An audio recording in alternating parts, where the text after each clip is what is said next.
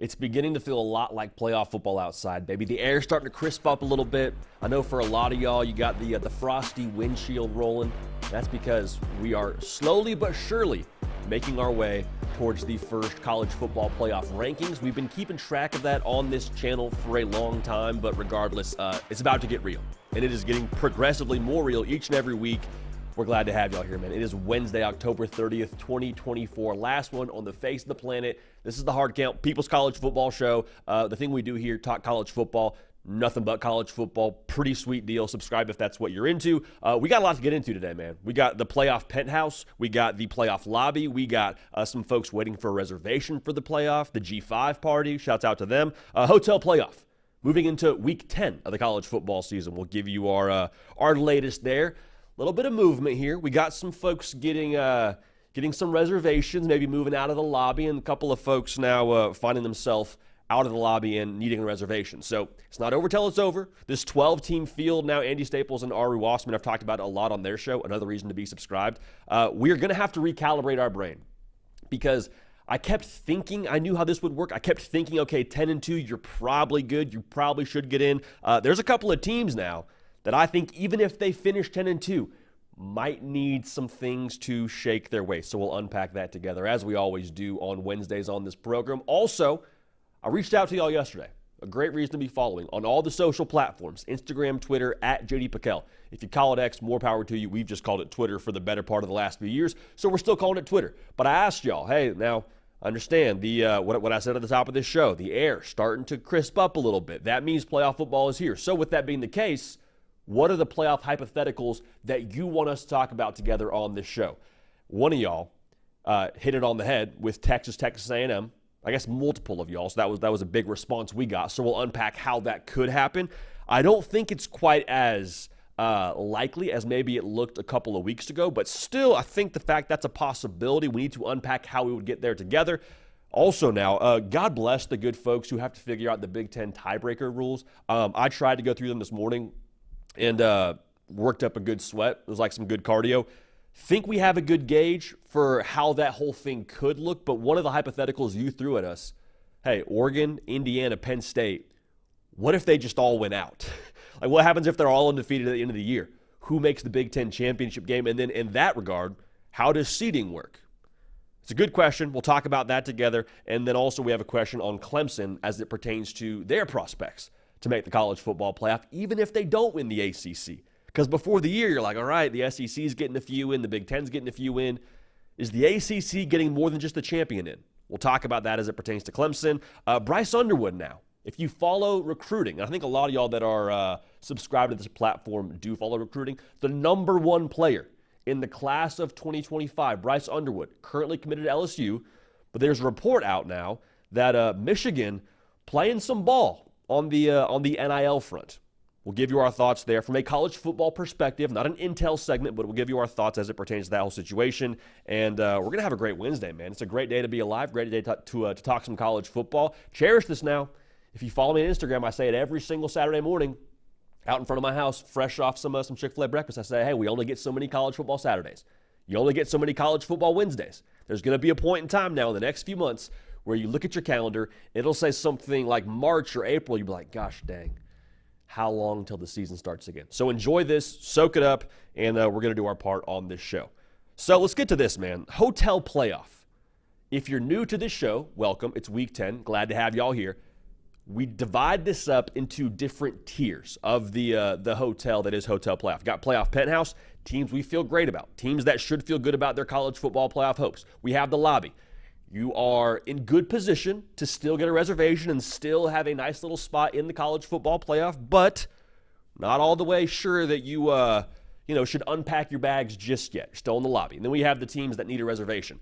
Those are the teams where you're like, hey, I would hit up Expedia. I would exhaust the Marriott points. I would do anything in my power to find a way to get in. And the unfortunate reality is whenever you're waiting on a reservation, it's not always in your power. Like, I know a lot of y'all will call a hotel. Heck, I've called a hotel and been like, hey, do you have any rooms? They say no, but if someone cancels, in this situation, if someone loses, we'll let you know. Need a reservation. And then God bless the folks out there in G5 country, just having a good old time. starting to get a lot more of a, I think, clear picture on the teams that will be our G5 rep for the college football playoff. But a very dangerous way to approach it, to say, yeah, we think we know. We think we know who's making the college football playoff from the G5 with a few weeks left to go here. So let's start in the Penthouse. And this is not, going in order necessarily, but we will start with the team that is widely considered right now to be the top team in college football, and that is the Oregon Ducks. They have passed their toughest test to this point in the year with the 1-point win over Ohio State. I don't care that it was by 1 point. I don't care that it was in Autzen. I care that you won the football game. Okay, so Oregon, too, it's interesting to note here, every single week, what happens? They continue to play better football. We have not seen a letdown from Dan Lanning's Ducks. And all the comps in the preseason now, this was a major talking point when Oregon was hot on the trail, saying, well, hey, look, is Dan Lanning maybe the next Kirby Smart from the Kirby Smart tree, from the Nick Saban tree? Is he maybe that next guy in line? That is lofty praise. We'll see if he ends up filling those kind of shoes. But I will say this, Dan Lanning's team right now at Oregon is doing what Nick Saban teams did for a long time at Bama, doing what Kirby Smart teams at Georgia are doing right now, which is playing their best football as the year wears on. Line of scrimmage football, too, is something they're majoring in. Dylan Gabriel is dealing. I think he should get more attention for the Heisman Trophy, but regardless, Oregon, they are very safely in the Penthouse, probably kick the feet up for a while. I mean, even if you drop a game, one, it would make the Big Ten tiebreaker picture a little bit more clear, so food for thought there. Even if you lose a game, though, I think Oregon should feel very confident about their chances to be in the college football playoff, whether they win the Big Ten or not. But the folks out there in Eugene, they would like to win the Big Ten, needless to say. Now, speaking of Kirby Smart, let's talk about Georgia here. They are definitely still in the college football playoff Penthouse. We said it about Oregon in relation to Kirby Smart, and Georgia is doing what Georgia does, man. Kirby Smart has his teams play their best football going into November, and then ultimately when you get to that college football playoff field. They still have a bit of a gauntlet ahead of them in the sense that you got to play Ole Miss, you got to play Tennessee, Florida. I mean, it's a rivalry game. I wouldn't expect Georgia to have too much trouble with Florida, but stranger things have happened. The good thing for Georgia here is with the win over Texas, they're in control, baby. Like, they're sitting in the driver's seat, and they can definitely still find their way not just to Atlanta, but they can win the SEC, obviously, with how they're playing football right now. And by that stretch of the imagination, lock up a pretty nice seed as it pertains to the college football playoff and get themselves a bye in doing so. Texas has gotten a lot of disrespect lately, and quite frankly, I don't really get it. They lost to Georgia. Okay, Georgia is still Georgia. I think we've established that. Does that loss at home to Carson Beck and Kirby Smart and that defense tell us more about the Longhorns or more about Georgia? To me, it said more about Kirby Smart and his operation out there. Then they go play Vanderbilt. And we said all week, man, like, hey, 18.5 is a lot of points. Also, this is the same Vanderbilt team that beat Alabama after they played Georgia. So the spot in itself was tough for Texas. Like, I think we need to maybe give a little bit more respect to Texas, because a few weeks ago, a lot of people sitting behind microphones saying that's the best, most complete team in college football. And then they have a loss to a good Georgia team and have a tough spot to Vandy, and we're like, nope, sorry, Texas, I'm not sure. They're fraudulent. That win over Michigan now kind of looks like it's lame. I don't buy that. This is still Steve Sarkisian, one of the best, if not the best, offensive mind in college football. This is still Quinn Ewers, who I think a lot of people would be remiss to forget that he is, I think, one of the better quarterback prospects coming out of this next year's class for the NFL draft. And then also about the roster, everything you said about them being a complete football team, that's not somehow untrue because they messed around with a good, I think, scrappy, gritty Vanderbilt team in a tough spot and lost to Georgia. Like, that team against Georgia still had 3 interceptions defensively. That's a good outfit over there. And the offense is going to be more than fine as they get more and more, I think, of their, I guess sea legs is the word you would use, as Quinn Ewers is still, I think, getting back to what he was at the beginning of the year. But you saw him ball out. 2 interceptions. They were kind of funky interceptions with them being tipped passes against Vanderbilt. But the point I'm trying to make here is let's be slow to sell our Texas stock. I think it's going to be worth something here as we move on throughout the rest of the season. Ohio State, it's all about the trend. It is all about the trend. The reality is, we've said this a lot, Ryan Day football teams at Ohio State have usually played their best football in September and October, and then they get to November, and then it's not great vibes out there in Columbus. Now, that's the 4-team model. I mean, let's make sure we're on the same page here. All the years that Ohio State missed the 4-team playoff, they still would have made the 12-team playoff, all right? And they would have had their say on how that whole national title discussion went. I think Will Howard has proven now on multiple occasions you can win a national title with him. Make no mistake about it. The Oregon game proves that. The Nebraska game proves that. What are the question marks? The secondary, because teams have been hunting Ohio State in the secondary. Guys that I think will ultimately end up being, or before the season we thought would end up being pretty high NFL draft picks, still think they're NFL players. They got to figure out the secondary, and they got to figure out the offensive line. Now I have confidence in two things here moving forward for Ohio State in both those departments. The first is what I just said about the secondary. Say what you want about the situations where they've gotten beat against Oregon and the plays that were there against Nebraska. Like, this is still a group that has a lot of guys that are going to make a lot of money playing football on Sundays. So if it's not a talent issue, to me it is a competitive approach issue. It is potentially a schematic issue. Not saying that Jim Knowles should call his defense differently, but what I'm trying to say here is, like, you still have what you need to be successful.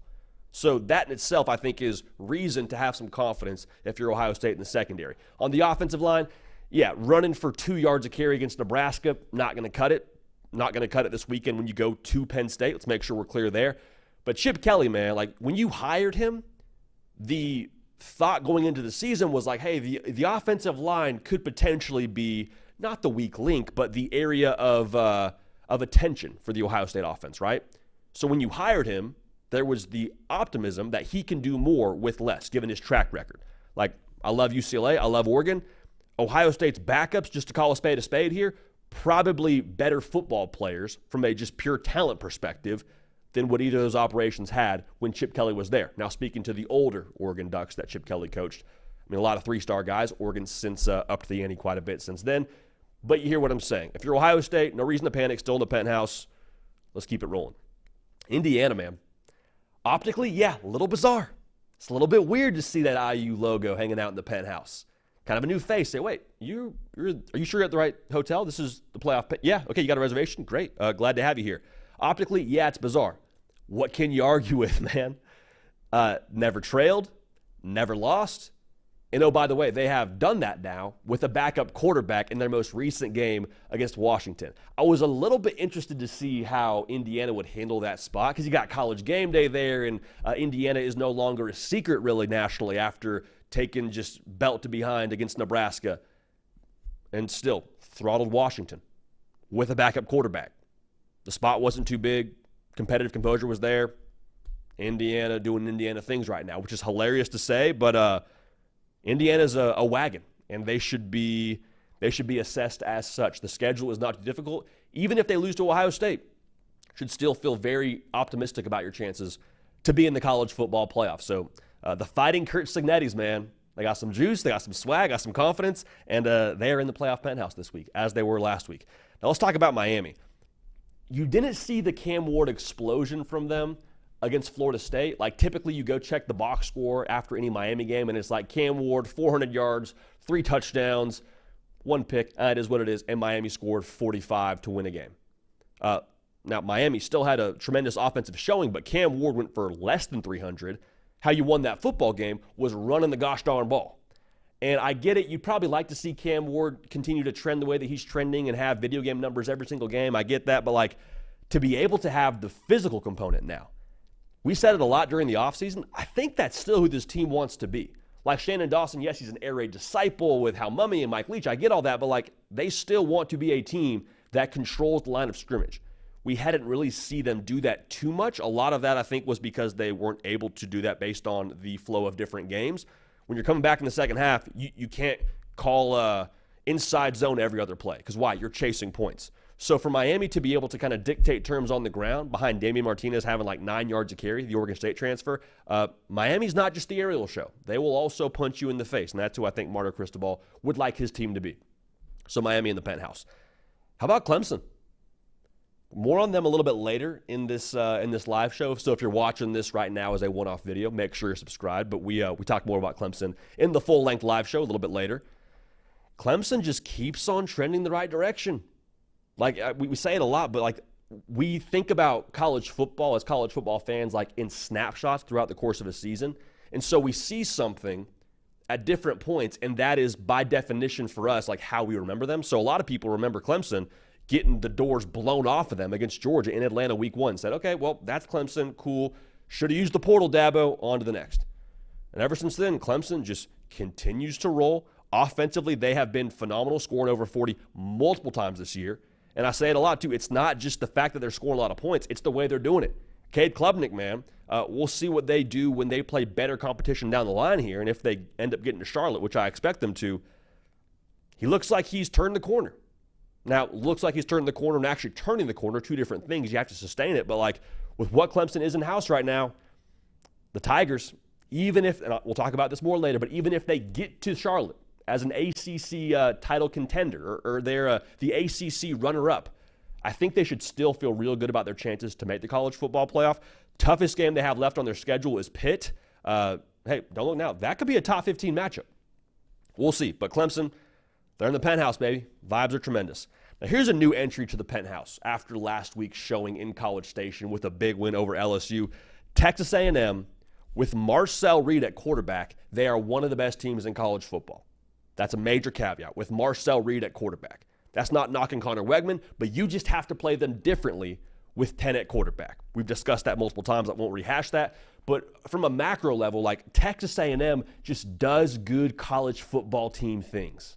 They control the line of scrimmage. They run the football well. They play great defense. Like right now, Mike Elko has a team in year one, in my estimation, looking like a team that really would be in year 2 or 3 under the same coaching staff. So the way they're operating right now, they're no nonsense, and that's something we haven't really seen from Texas A&M. Like typically, and this is like it's tough right now because Jimbo Fisher, man, like he acquired a fair amount of this roster, just so we're on the same page. So he has some hand in the success they're having. I understand a lot of guys transferred out, but like I'm just saying now, after games last year, a lot of times, what were the talking points? What Jimbo Fisher said, or the ways that they called the offense, or like there was just a number of other things that were being talked about that weren't specific exactly to the game itself. That's not A&M this year. That's not A&M anymore. Like I said, no nonsense, very little extra talking points outside of what's happening between those white lines. And don't look now to Mike Elko. He is recruiting his tail off. Doesn't pertain to the playoff penthouse, but pertains to future playoff penthouses, if you will. But A&M definitely in there as of right now. Now, one more team in the penthouse I want to talk about. That's Penn State. Now, they're going to have a little dance with Ohio State this weekend in Happy Valley. I'll say it again. We're live right now at 11:21 Eastern Time, a.m. on a Wednesday. I think Bo Pribula gives you the best chance to beat Ohio State. Full stop. Now, I will say this too. Even if Penn State, and they hate hearing this in Happy Valley, I don't blame them because nobody plays to get like second place or to lose a football game. But even if Penn State drops that game to Ohio State and they finish the year 11-1, they're in the dance. So that's another reason why we have Penn State in the playoff penthouse. But with the stakes being a little bit lower now, you wonder if maybe you see a little bit more of a free Penn State, a little more competitively loose Penn State. I think that could be a good thing because Ohio State now, with that game against Nebraska, look a little bit gettable. So that's our playoff penthouse. Again, we'll rehash this here in a second with our full list of hotel playoff. But let's move to the lobby here. Now, the lobby, as many of you know, just to get everybody up to speed that's watching the show for the first time, the lobby is the teams that just need to see a little bit more from. Whenever you're in the lobby of the hotel, you're in the hotel. Like you're not hoping you can find your way into the building. You're in the building. Now, do you have a room? Do you have a spot? Are you in the penthouse? Not yet, but there's still a few games to go here, and you still, I think, have a very good chance to be in the mix. Tennessee, man. Is this a new Tennessee team? Is Tennessee now turning the corner, taking that next step as an overall operation? And it's funny, man, because Tennessee now, it's not a question of the offense. It's not a question of, I suppose, the offensive talent. It's a question of can they put it all together? Can they have all the pieces work correctly? Because, I mean, there are people that are X and O junkies that break this stuff down to the nth degree, and they see it. But like, you can just watch Tennessee broadcast, and you can tell by yourself, like, oh, man, that guy's running wide open. Wow, he must be open on purpose. There must be something Tennessee is doing to scheme him open. If we hit that throw, we beat Tennessee by, or we beat Alabama for Tennessee by, gosh darn, 2 scores? Like, what is the final there in Knoxville if they hit the shots that are available to them? The run game has been supporting you. It's been a gritty Tennessee outfit, but I am very excited to watch what they do against Georgia. That's the ticket puncher for me. Like, if Tennessee can beat Georgia, they should feel tremendous about their college football playoff aspirations. Even if you lose that game, I don't think you're out of the mix, but that's the one where you can elevate to the Penthouse with a win over the Dogs. Notre Dame, they're in the lobby this week, and we've caught a lot of heat for how highly we've spoken of Texas A&M from Notre Dame circles, and I get it. As much as we talk about A&M being a great team, I just said a few moments ago, they're one of the best teams in college football for my money today. Notre Dame beat them at their place. Now, I think Connor Wegman and Marcel Reed, Texas A&M, are different teams. Everybody wrote off Notre Dame after they lost to G5 NIU, and to be real, that was kind of fair, but that's not the 4-team playoff world we're living in anymore. We're living in a 12-team format. And in the 12-team format, Notre Dame, it's wild to say, they have the benefit now of Navy and Army being good. They have, in some ways, also the benefit of Florida State not being that great, and they have USC being who knows what. So what I'm saying here is Navy and Army weren't really ranked wins you were counting on. You had a definitive ranked win over Navy this weekend. I would expect Army to be ranked when you play them. If you beat them, again, another win on the ranked department for you. USC, we'll see what they are. But again, Florida State, they were probably the one that you were sweating the most if you're a Notre Dame fan going into the year, outside of Texas A&M. The path is there for Notre Dame. If they win out, they are in the college football playoff. Doesn't matter you lost to NIU. Doesn't matter if you lost to the Yale Bulldogs. You're in the college football playoff if you only lose one regular season game for Notre Dame, even without the conference title game. Now, here's where we get a little bit more clarity on the Big 12. Over the course of the last couple of weeks, I have been putting a Big 12 logo in the needs a reservation space. We got a few Big 12 teams in the lobby now. You got BYU. I got Iowa State. Both unbeaten. We'll start with BYU. Say what you want. They're unbeaten. They won't play Iowa State. They have Arizona State November 23rd. A little bit sneaky, but BYU, we all understand what happens here. If they win out, they win the Big 12, they're in the college football playoff. Iowa State, also unbeaten. Now, they'll play Kansas State the last game of the regular season. Kansas State also controls their own destiny for the Big 12 championship and for that college football playoff by that logic. That game is essentially a college football playoff game if both teams went out to that point. Now, I think I already hear the folks from Locked On Big 12 or Big 12 Country, and God bless y'all, we love y'all. I already hear them saying, well, then, hey, why don't you have those two teams in the playoff penthouse? You just told me, you got Indiana there. They've never lost. You got other teams up there that have never lost. Why are you putting BYU and Iowa State in the lobby? Because I don't trust any of y'all, man.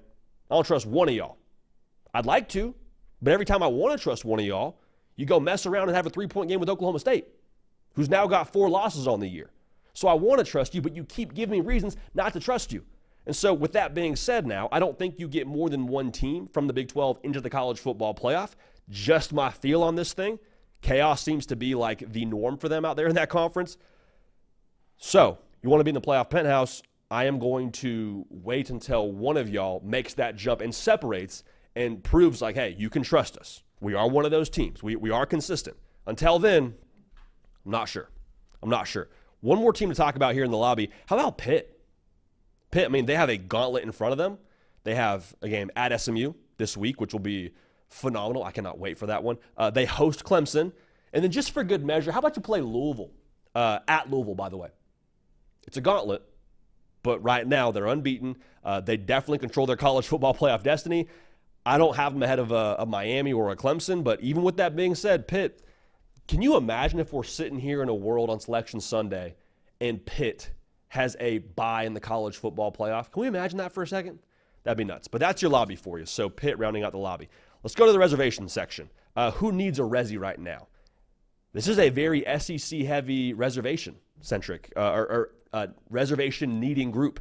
LSU, man, they're down, but they're not out. They have evolved a lot since the USC game. But even with that being said, you got losses to USC and Texas A&M, and the USC loss is not aging all that great. I think LSU, if they go 10-2, should feel optimistic about the college football playoff, but even so, you need a little bit of help, all right? The A&M game is going to haunt you for a while here. I totally get that. In position to win that football game up 10, but got to find a way to have that killer instinct. Now, the benefit for LSU now, with it being a 12-team format, and with you hosting Alabama, Death Valley at night, Brian Kelly undefeated in Death Valley at night. Just a quick note there. You have a chance, I think, to still develop and show that killer instinct. So it might come down to style points. It'll probably come down to who else is 10-2 in your space if you end up going 10-2. But make no mistake about it, that game in Death Valley is a college football playoff game. So LSU needs a reservation, but we just mentioned Bama. They need a reservation. Now, it was just good to see Bama look Bama-like against Missouri because we had seen Alabama kind of limp through the South Carolina game, and then they fainted the moment of truth in the Tennessee game. And so it was just good, honestly, to kind of clear the system a little bit. Like, we all kind of need a little detox. That felt like a detox for Alabama against Missouri. Yeah, it was a backup quarterback for most of the game. Yeah, I think Missouri is vastly overrated. Still, though, Missouri, top 25 team, and Alabama made a statement against them. That line shot up to 16.5. It was 13.5, and then it went to 16.5 when you got more news on Brady Cook and his injury. We still loved that, and we still took that, and Alabama covered that with ease. So Alabama, need a reservation. Got to go 10-2. The game against LSU is a playoff game. Make no mistake about it. It's a playoff game. SMU. How about the ACC? Repping out here. Their only loss is to an undefeated BYU right now. So you have one loss, which is why we think you need a reservation. I still don't think you are better than a Clemson or a Miami. Are you better than Pitt? I don't know. You get a match your place this upcoming Saturday or this upcoming weekend. So we'll see what happens there, but that's going to be a big one. SMU in the mix still. Have to win the ACC, I think, to make the college football playoff. I don't think they get in if they're the runner-up with 2 losses. Just my opinion. Ole Miss, we mentioned SEC teams in this section. Ole Miss just hanging out, down but not out. They also have to win out. Now, they have a chance to play Georgia in Oxford. Major opportunity there. Major narrative opportunity there, if you will. Because if Ole Miss, let's just live with me here a little bit. Dream with me here a little bit in this reality. Let's say Ole Miss catches Georgia looking how they looked in that first half against Alabama. And Ole Miss, let's say they actually end up holding that lead, unlike Alabama. And the final score is something like, I don't know, 30-20. Weird score, I get it. But let's say that's the final score. You beat Georgia by double digits. I think that would do a lot for Ole Miss on the resume side of things and in the eyes of the College Football Playoff Committee. So is it likely that Ole Miss runs the table here and makes the College Football Playoff? Probably not statistically, but still in the mix, and I think you'd be wise to at least consider them as one of those teams that need a reservation for the College Football Playoff. One more here before we move out to the G5 country. Kansas State. I mentioned them. I don't have them in the lobby because they're not undefeated. They got the brakes blown off of them against BYU. But still, they control, I believe, I know they control their Big 12 title destiny. And by that logic, they control their college football playoff destiny. They will play Iowa State at the end of the year. If both teams are undefeated, or not undefeated, if both teams win out until that point, Kansas State, if they beat Iowa State, will have the head-to-head tiebreaker, and then that'll probably give you a rematch in a Kansas State BYU. So that'll be a lot of fun. I'm excited for that one, but you got to handle business to get there. Need a reservation, one more loss, and you're out of this thing, but feel pretty good about your chances if you're Kansas State to be where you're sitting right now, moving into the month of November. All right. Now, we always kind of put a different, like we have the hotel playoff, and G5 Party is like probably like a sports bar next to the hotel playoff. Maybe it's the restaurant within a hotel playoff. Like G5 Party just has Grove Street playing every single hour of the day, and I can't wait for y'all to see this graphic for those of y'all watching on YouTube. Boise State, nothing left to say. Beat UNLV. That was a discussion we were having around the Mountain West. Who's the top dog? Boise State and Ashton Genty / Mike Myers made their case. They got the belt right now. You got to come and take it if you want it from them. We talked about their 3-point loss to what is now the best team in college football in Oregon on the road. Aging pretty nicely. I'll say that. Aging pretty nicely. Now, Army. They get Notre Dame, and Notre Dame is continuing to play well, which will only boost their resume should they end up playing close Notre Dame or beating Notre Dame. That's going to be massive. That's going to be pivotal on every single facet for the college football playoff because Notre Dame, they can't lose another game. They already lost to NIU, and they don't get a conference championship. So with that being said, now it's going to be, I think, Notre Dame's best game, and it'll definitely be Army's best showing with the opportunity in front of them. But make no mistake now, Army still undefeated. They also, just so y'all know, America's team in a lot of ways, but they have covered every single game as well. So good teams win, great teams cover. Army has proven they are a great team. Now, speaking of America's teams, one more team I want to mention here, Navy. Say, JD, didn't Navy just get absolutely just ran over by Notre Dame? Yes, 100% did. But remember now, Navy may end up playing Army twice Army continues to be a wagon, as we just mentioned. Let's say Navy beats Army twice. Now, the second time wouldn't count for anything with the college football playoff, but I'm just saying now, for Navy, they still have an opportunity here if Army keeps playing well. It sounds weird. You're rooting for Army to run the table, so they are unbeaten, and so you can potentially play them in your conference championship game and maybe have a little bit of a conversation around where you stand in relation to the college football playoff. So that's what's going on out there in the Grove Street Party of Five college football playoff sector. So let's recap it here for you. And this graphic, I'm just saying right now, I always encourage y'all to tune in live on the YouTube channel because we have, we just have a good time here, so it's great to catch y'all live. But two, the graphic we got for this one is second to none. Marina Puhaj crushed it on this graphic, so shouts to Marina. So here we go. Let's unpack this together. In the Penthouse, Oregon, Georgia, Texas, Ohio State, Indiana, Clemson, A&M, and Penn State. The usual suspects, if you will, with the addition now of Texas A&M. In the lobby, Tennessee, Notre Dame, BYU, Iowa State, and Pitt all feel pretty good about their chances. Still need a little bit of juice here. Need a reservation. LSU, Alabama, SMU, Ole Miss, Kansas State. Kansas State controls their own destiny. I know they need a reservation. I didn't have the heart to put 3 teams in the lobby from the Big 12, but they have a chance. They definitely have a chance. Now, on the G5 party front, for those of y'all listening on podcast, we got a nice little shot of Waka Flocka Flame because, as always, it is a party. It is a party. It is a party in G5 country. We got Boise State, Army, and Navy hanging out there, and vibes are immaculate in G5 country, as they always are. If that's cringy for y'all, we put Waka Flocka there. We don't apologize. Moving right along here. We asked y'all, what are the college football playoff hypotheticals that you want unpacked as we jump into week 10 of the college football season? I asked y'all on my Twitter page, at JD PicKell. Y'all answered in tremendous fashion. Want to get to a few of those right now. Before we get to that, though, want to make sure y'all know the hard count brought to you by our friends over at Prize Picks. I keep telling y'all now, we have won more than we have lost this year when it comes to Prize Picks. We had a down week last week. That's okay, all right? I mean, what, are we going to just quit? We're going to just tap ourselves out of the game, full Anthony Richardson? No. We're going to keep it pressing. We're going to keep it pushing here, all right? So code HARDCOUNT, $5 in lineups, $50 in promo funds. AR, we apologize for the stray there. We love you. When you use code HARDCOUNT, though, play $5 in lineups, $50 in promo funds. I want to make sure we're on the same page there. So even if we win or lose, even if we don't have things go the way that we want them to, you still get your promo funds to max out college football season. So we appreciate Prize Picks. We appreciate y'all using the code, too. Just making sure y'all know, the folks at Prize Picks, they look at who uses code HARDCOUNT, and they check out, oh, hey, that's crazy. A lot of people are using your code. Yeah, we got some college football sickos dialed in every single Saturday. So thank you for that. And if you want to follow us, we put our picks on this show. We also put our picks over on my socials. So another reason to be following there, at JD PicKell. All right, let's get to some of your playoff hypotheticals. This is a great one. This is probably the most popular one we got.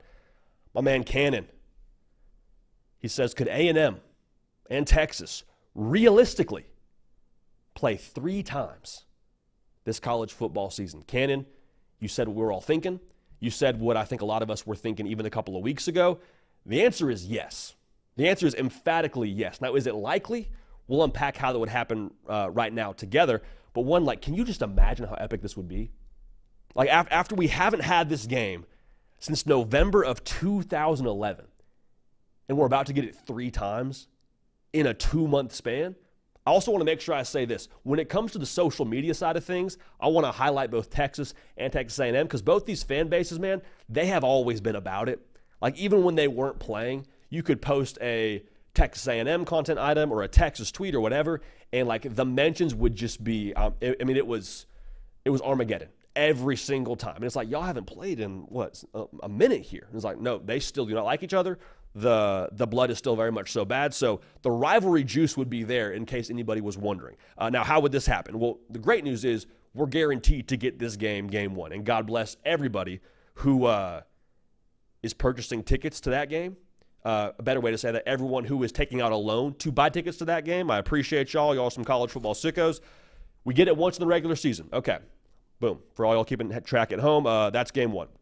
Now, game 2 would obviously be in the SEC championship game in Atlanta. Now, Texas A&M and their Atlanta path, pretty straightforward. The mission for them, hey, just don't implode. Hey, just don't drop a game that you're not supposed to drop. Now, easier said than done because what awaits Texas A&M, but two of the, I believe, most difficult road venues in the SEC, if not college football. You got South Carolina. You got to go there this weekend. Scrappy, gritty, hungry South Carolina team. Got to play them and that defensive line. You got to go to Auburn. Now, I know you're looking at Auburn and saying, easy dub. I'm just saying now, Auburn, don't let that record deceive you. Hugh Freeze is still cooking a little bit offensively there. If they don't turn the football over, they're a tough out. So you should win both those football games. But I just want to make sure we're on the same page here. Those are not cakewalk games. They're games you should win. They are not games that you get to win by just walking in the building. And then you play Texas. Now, the good news is you can go 2-1 in that stretch and still feel pretty good about making the SEC title game. But regardless, if you go 3-0, you're obviously in the college football playoff, as you have done the legwork now to be undefeated in the SEC. So, again, the path for A&M, pretty straightforward.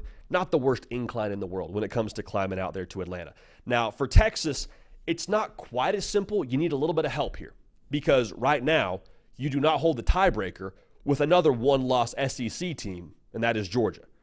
Now, Georgia doesn't have the most easy path throughout the rest of the regular season. They got Florida, and again, Florida's Florida, okay? So I don't want to overhype what that matchup could be. It's a rivalry game. Crazier things have happened.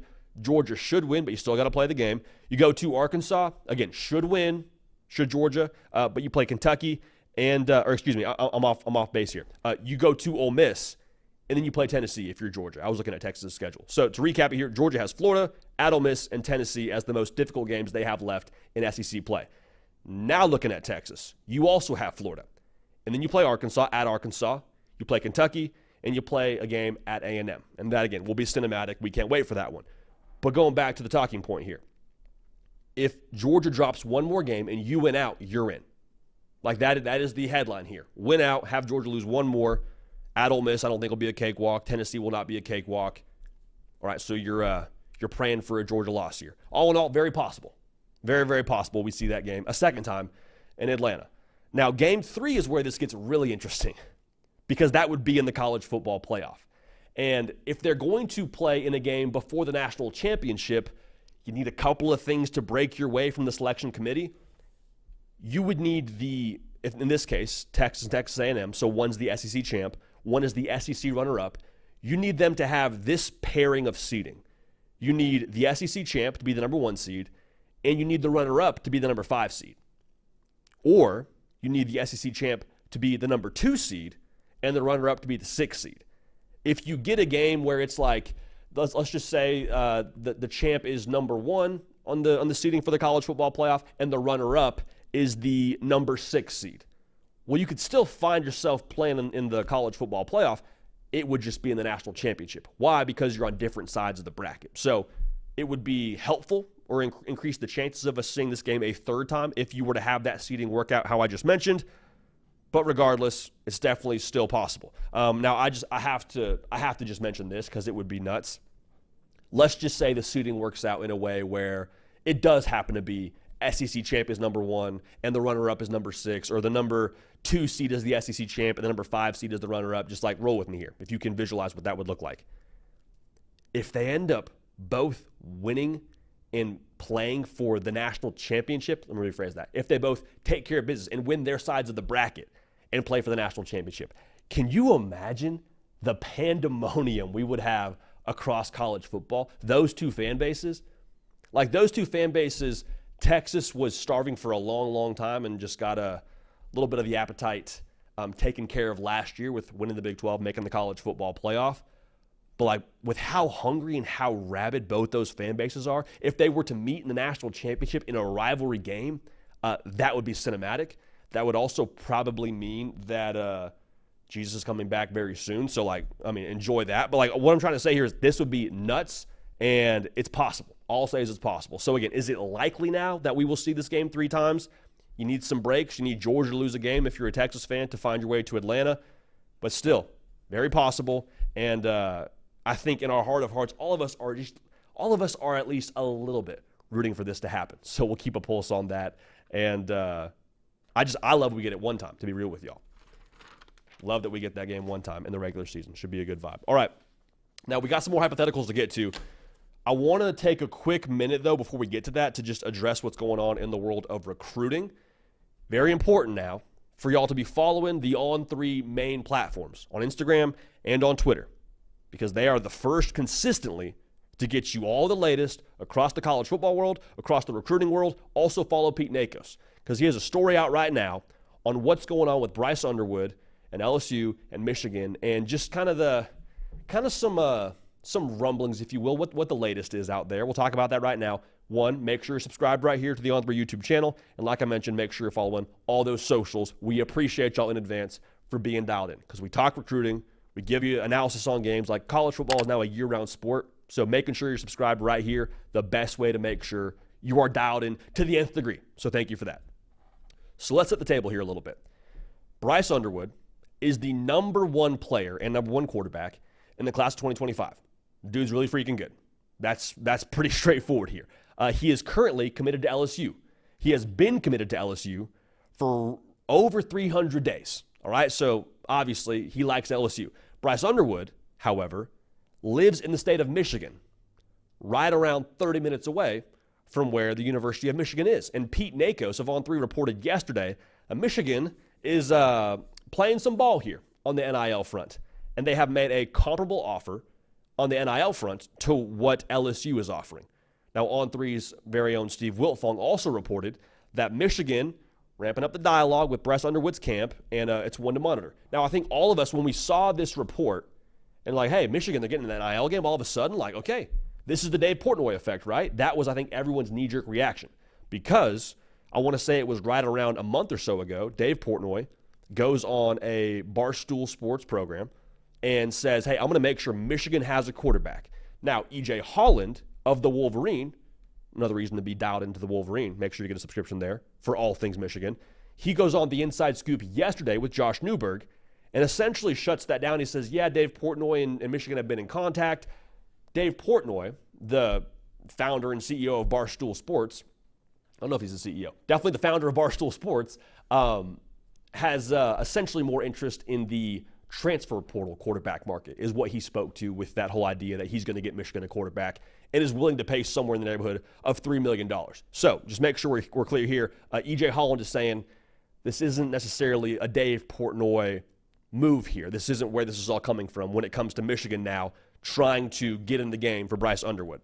So those are the facts. All right, now I want to be very clear on this and give this a preface. We have the best coverage in the world when it comes to college football recruiting on the On3 Recruits channel. I mentioned Josh Newberg, Phillip Dukes. Make sure you're dialed in over there. With Steve Wiltfong, make sure you're dialed in there. Get a subscription there. This is not intel. This is my opinion on where things stand right now. If you're Michigan, you are 20 to 30 minutes away from the best quarterback in high school football. So while this headline is probably a little bit alarming for college football fans, for LSU fans, and it fires you up if you're a Michigan fan, all of this really makes a lot of sense when you talk it through. What I just mentioned. You have the best quarterback in high school football in your backyard. And y'all, if you're looking at what Michigan's doing at the quarterback position right now, like, it's not cutting it. Okay, you got some issues. You have now gone through your entire quarterback room once over, and you're back at the top with Davis Warren. So, like, yeah, there's something to be desired at the quarterback position. So it would be irresponsible to not recruit that kid all the way through the whistle.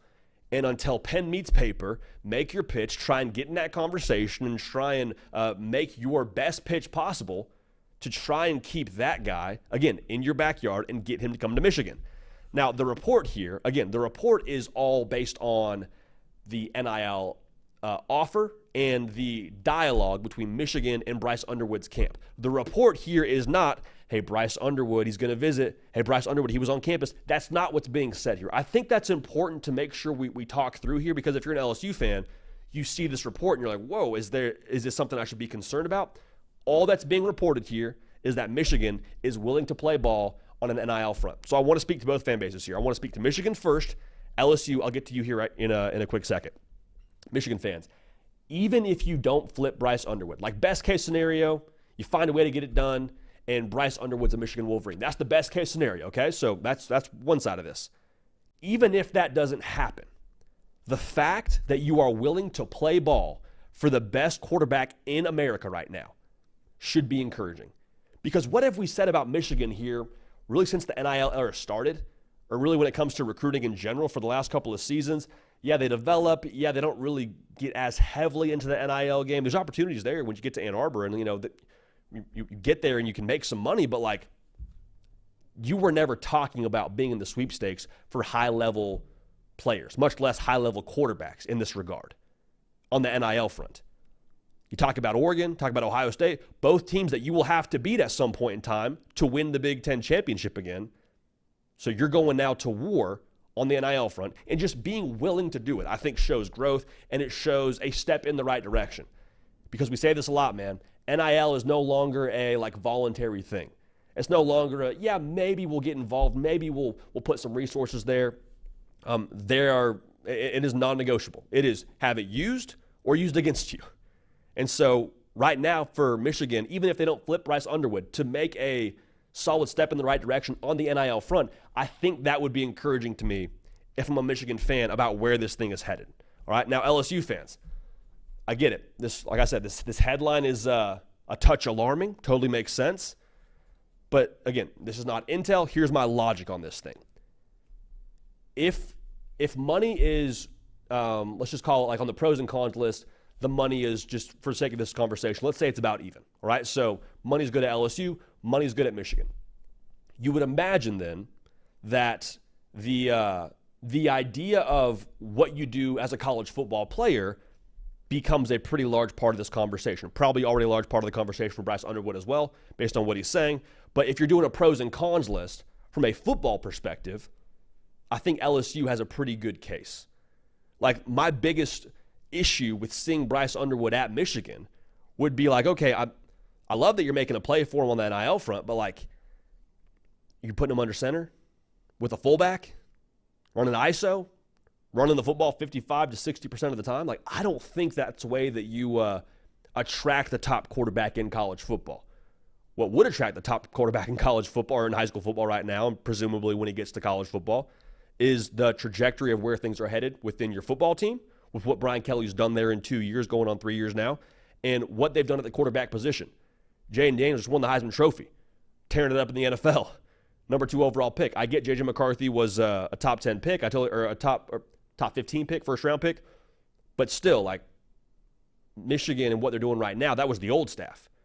Everything about LSU, to me, should be favorable when you have that discussion. Now, how does it play out? Again, I'm not telling you I know, but what I'm saying here is there's a lot of reason for confidence. And Shea Dixon of the Bengal Tiger, our LSU on 3 site, has a lot of great intel on this whole topic and a great opinion on this topic. So, again, another reason to be dialed in there with the membership.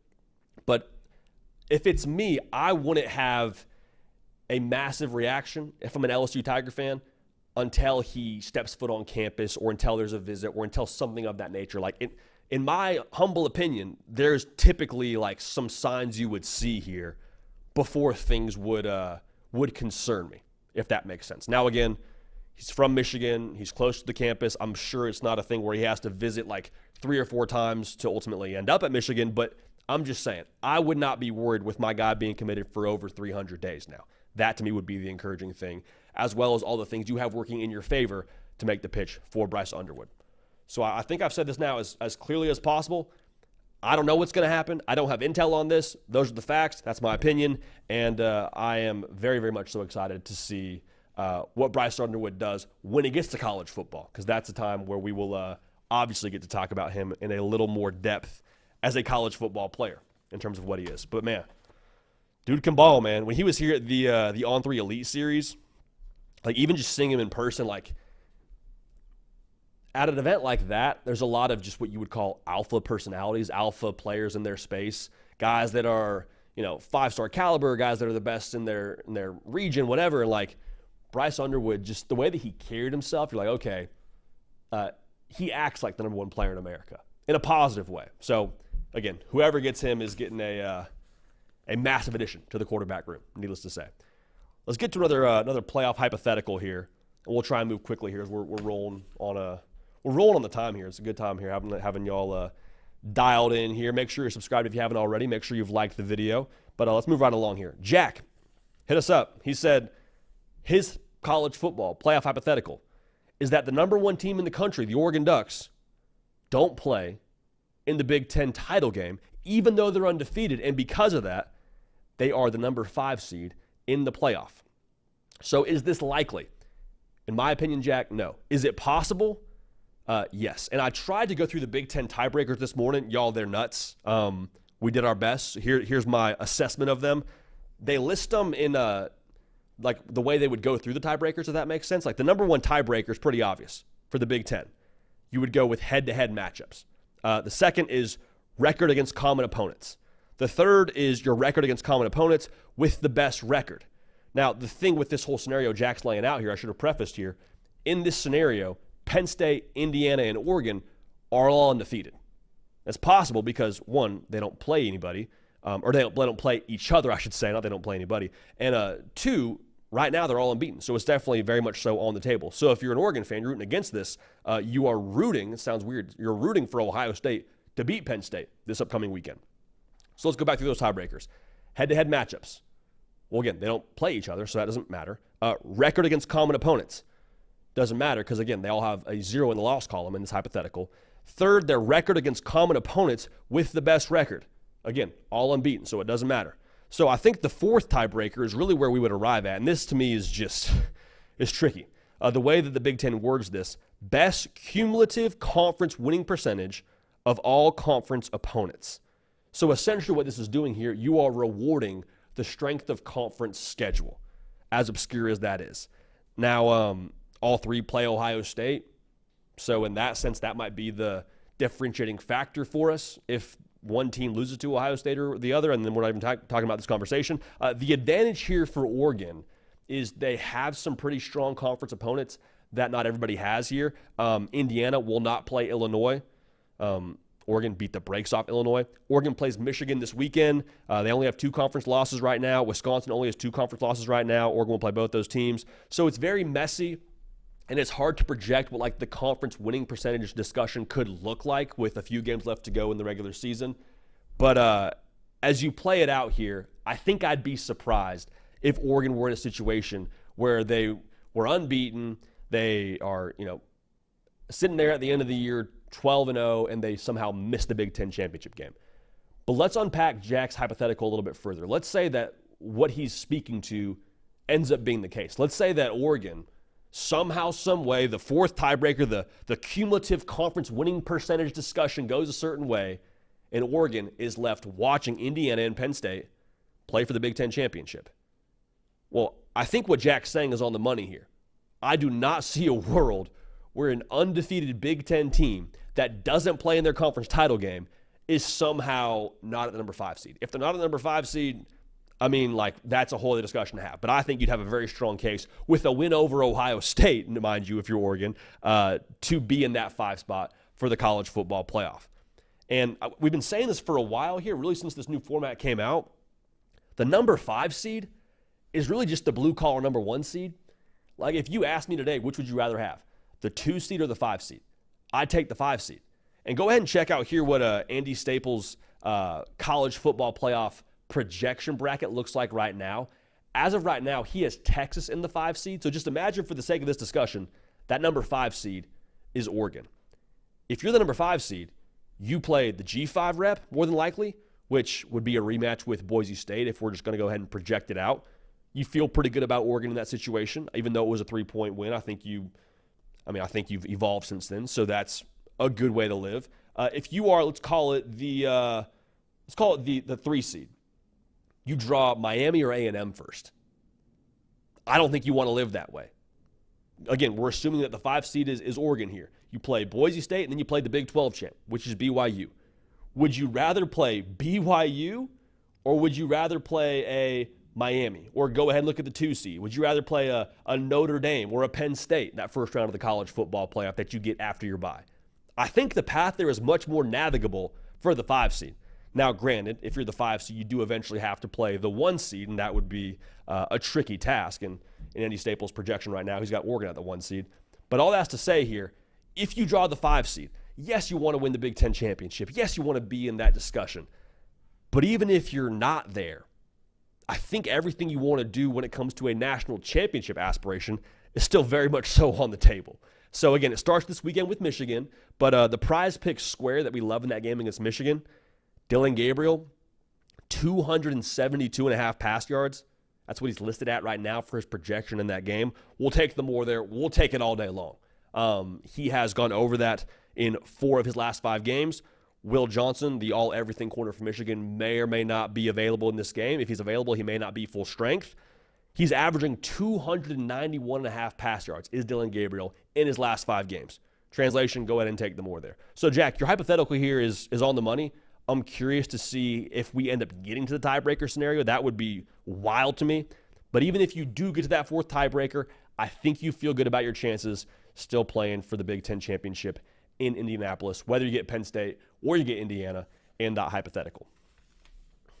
So these are fun, man. I appreciate y'all getting after us here, or getting with us here as we get after it on those hypotheticals. If you have more, that tweet is still out there on my Twitter page at JD PicKell. One more hypothetical, and then I want to get to our Duke-Miami prediction here in just a matter of minutes. The Crowd CFO, fun username here, fun handle. His hypothetical is, does Clemson make it as a 2-loss at-large bid?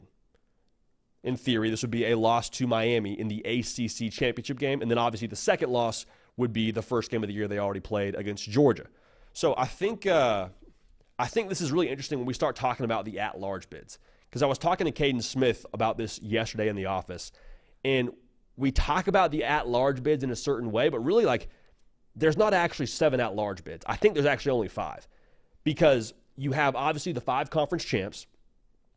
Is the Big Ten runner-up or the SEC runner-up getting left out? No. So those 2 are spoken for. So then there's 5 at-large bids. So if I'm Clemson, in this discussion, I want as few 11-1 teams as possible. I'm rooting for chaos. I'm rooting for Penn State to beat Ohio State, to give them 2 losses. I'm rooting for A&M to find a way to drop a game somewhere along the way so they're 10-2. I'm rooting for the Big 12 to not have an undefeated title game. Like, you're rooting for chaos. You're rooting for Tennessee and Georgia to all lose again. Like, all that is 100% true. But the good news is, if you're Clemson, with that resume we just unpacked, if your only regular season loss is to the number 1 team in America when you play them at a neutral site, and again, week 1, I think that bodes well in your favor. I think that your resume in itself would be relatively strong. Now, the benefit, I suppose, for Clemson the rest of the way is the Pitt game could be a top 15 matchup. It could be a nice feather in the cap. The unfortunate reality is the Florida State game that you were hoping would be a big-time win and kind of a flag plant win for your season in the preseason ended up kind of being a dud. I think if I'm Clemson here, I would take a page out of last year's playbook or note out of last year's playbook from what Florida State didn't do. And it's tough for Florida State because you lost starting quarterback. Like, that is, I mean, you're down to your 3rd string guy the last game of the season. Like, I don't know what to tell you there. That's very, very tough. But I think if we look back at Florida State a season ago, if they had, with their 3rd string quarterback now, won games by 20 points, won games by 30 points, they probably would have made the college football playoff. Why? Because the people watching those games now, optically, feel some sense of confidence that they will handle business when they get to the dance. We're going from 4 teams to 12 teams, but I think that same method could be true. If you're Clemson, you hope you never have to play without your starting quarterback. That's obvious. But I think if you're able to have some style points, that's going to obviously benefit your at-large aspirations. Now, one more thing I want to talk about with this hypothetical. With Miami potentially being the team you see in the ACC title game, let's just go off the script here and say, without this hypothetical, off the hypothetical script, I suppose, let's say that Clemson beats Miami in the ACC title game. Let's say that happens. Obviously, you punch your ticket to the college football playoff. You got to buy in the first round. But just optically, the narrative around Clemson, I think, would start to take a 180. Because remember now, Miami, they pretty much built that team through the portal. Mario Cristobal, dog on the recruiting trail. But they're probably not in the ACC title game without Cam Ward. Potentially without a Damian Martinez. Without a Simeon Barrow. Like, all those pieces now have played a pretty integral role into Miami being what they are this year. So if Clemson and Dabo's anti-portal policy end up beating a team put together by the portal for the ACC title, Again, I don't think that you totally turn the volume down on the transfer portal discussion. That will always be a topic until Clemson wins the national championship again. But if you can show that you run the conference against a team that has relied heavily on the portal, that would do a lot, I think, for the overall approval rating on how Dabo does things. So a great question there from the crowd CFO. Clemson, if they handle business and just get to Charlotte with one regular season loss, I think you should feel good about your chances to make the college football playoff, even if you don't win the ACC. Now, one more segment here. Speaking of Miami, they got a big one this weekend. Duke coming to town. Now, the spread deceiving. I'll say that right now. The spread is deceiving. Miami favored by 21.5 points. Noon Eastern, ABC. I want to start with this. We're taking Duke to cover. All right, I'll tell you who we have winning here in a second. We're taking Duke to cover that 21.5. That is far too many points. Far too many points. Duke woulda, shoulda, coulda beat SMU this past week with the fact that they had a field goal blocked when they were about to put the nail in the coffin over a top 25 SMU team. Speaking of Miami, we keep asking the same question about them throughout the course of the season, which is like, are you guys not tired? Are you guys not emotionally, competitively drained? The Florida State game is what it is. Florida State is just, it's a bad deal over there right now in Tallahassee. But the game against Cal, that goes till like 10:30 Eastern start time for you. You get back to Coral Gables right around like whatever it was. I want to say darn near 11 a.m. your time, the Sunday after. How are they emotionally, competitively, are they able to keep their foot on the gas and play at the same caliber they need to play to beat this Duke team? Because Duke, man, they got 2 losses. Again, the SMU game is what it is, went to overtime, had a chance to win it with the 2-point conversion. It went how it went. Manny Diaz now, he's going to say all the right things he already has. But you got to believe, man, there's some small part of him that would like to beat the team that fired him as the head coach. Right? You got to think there'd be a little bit of a intrinsic extra motivation there for Manny Diaz. Does his team embody that and take that on and push him forward and push this team forward because of those reasons? That's maybe playing too much into that. But I'm just saying, that's a storyline to watch here. Would not be surprised if we saw a fiery Duke outfit with a little bit extra under their wings. So 21.5 points, as we always do on this show. How would it happen? The upset formula, what would it be? I think if you're Duke now, you got to do what you do, especially on defense. Because what Duke does now is take the football away. They are averaging 2.7 takeaways a game. That is good for second best in college football. They force turnovers. You want to have a 21.5 point upset, you force turnovers, all right? Now, Miami has shown now the potential, especially early in a couple of these games, think Vatek, think Cal, kind of sleepwalk a little bit. The fact that this game is a noon kick, I don't think helps the idea around Miami starting fast. So if you're Duke, find a way to get a couple extra possessions. And then usually in this kind of a game, we would say, hey, just find a way to slow the game down, right? Keep Cam Ward off the field. Keep that offense off the field. I actually feel the opposite right now if I'm Duke. I would say go after him. I would say swing your sword. Last week against SMU, opened it up a little bit more than they have all season long, threw the ball 48 times behind Malik Murphy. Let's do that. Let's get after him early. The thing here for Duke is, can you get Malik Murphy confident? If that name sounds familiar, it's because he played last year in relief of Quinn Ewers when he was injured over at Texas, kept him unbeaten. All right, so the dude's got a big spot experience. This will be no different. And Louisville also had success against Miami throwing the football. Not necessarily a crazy yards per attempt number, but throughout the game, Tyler Shuck went for 342 on the Canes. So there is opportunity there to make something happen through the air, get your quarterback in rhythm, get him playing confident. You want to take a confident quarterback to the fourth quarter with it being a close game. Like, that's all I think you can ask for if you're Duke right now. So when it comes to the Miami side of things, here is, I think, the thing we can learn about them. And it's every single week there's a new test for them. There's new learning opportunities for all of us as college football fans. Miami has the better roster, right? That's not saying a lot. So when you have the better roster in a game you should win, with all the games they've played before this being difficult spots, and it was on the road, and it was a Friday night, and all this and all that, like, it's about maturity.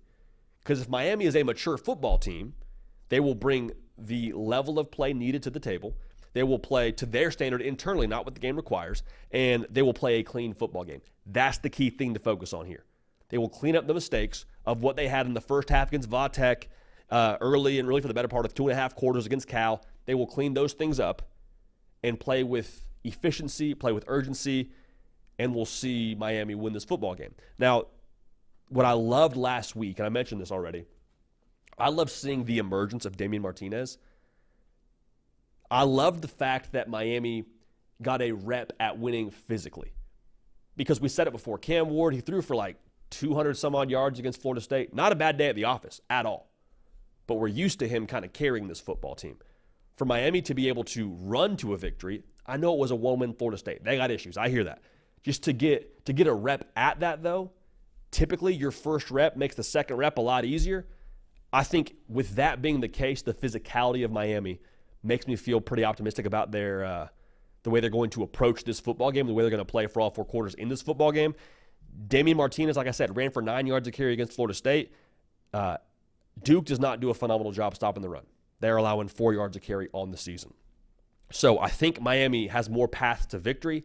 I think they win the football game. I already told you, I don't think Miami covers at 21.5. Like, I could see this game being a definitive Miami win.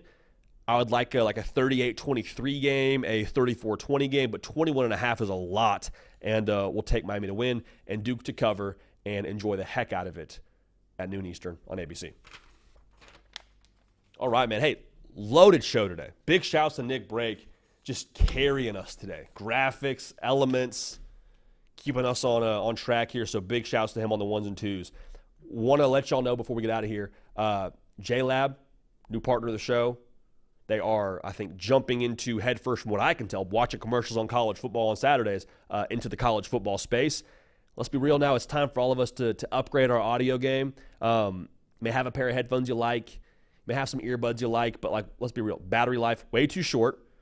Maybe they don't stay in your ears when you run or when you're lifting or whatever you're doing. Or maybe you just don't want to spend $100 whenever you lose a specific earbud to replace that. Like that's way too much. So enter in JLab. JLab creating headphones, earbuds, and work accessories designed for every lifestyle. For travel, they got you. J-Buds Luxe over-ear headphones, nice for your flights. I don't want to say nice for your car rides because I don't think you're supposed to have over-ear headphones while you drive, but maybe if you're sitting in the shotgun, you don't want to talk to whoever's driving, great way to go. Also, if you're working out, I mentioned that JLab recommends the J-Buds Sport ANC 4. Secure fit, super long battery life for all y'all getting after it at the gym, listening to the hard count. So discover your perfect pair of headphones. Look for the JLab Blue Box at retailers everywhere or visit JLab.com. Felt like Gus Johnson there saying .com that way. Must be how he feels every Saturday. That's a cool feeling. Hey, again, thanks for y'all being dialed in. We are back on the air tomorrow, 11 a.m. Eastern, rounding out the final predictions, if you will, for Week 10 of the college football season. Again, Nick Brake making everything that you see here happen for myself, JD PicKell. Subscribe on your way out. We love y'all. We appreciate the heck out of y'all. We're going to keep this party rolling, and we will see y'all next time.